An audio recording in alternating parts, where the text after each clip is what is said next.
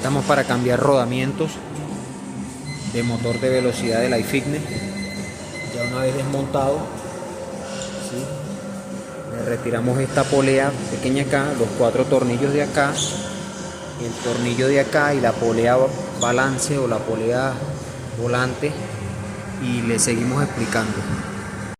Aquí estamos, el cliente nos dice que presenta ruido al andar la máquina.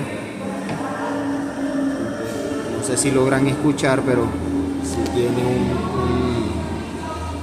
sonido por causa de rodamiento. Ya se lo vamos a cambiar.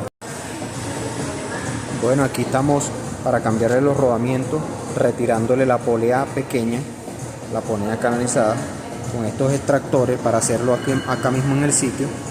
Fíjense cómo va saliendo la polea.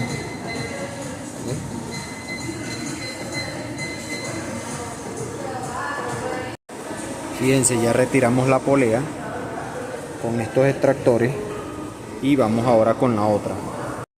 Bueno, ya retiramos aquella polea, la polea pequeña. Ahora vamos para retirar la polea volante. Le retiramos este tornillo. Mayormente siempre es duro para aflojarlo. Y le metemos el extractor para retirar la polea volante.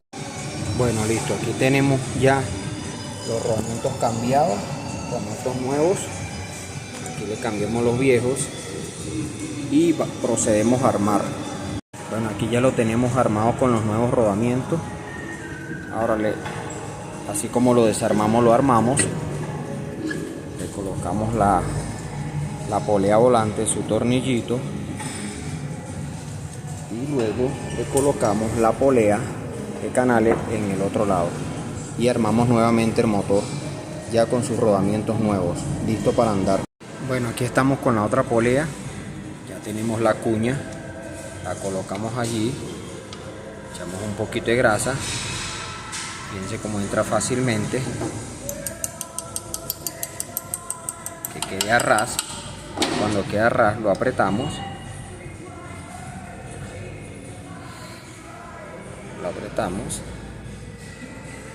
y listo. Bueno, aquí tenemos cambio de rodamiento de motor, ya no se escucha, limpieza, cambio de switch, de terminales, de cableado y limpieza. Todo eso estaba en el lado de abajo de la caminadora.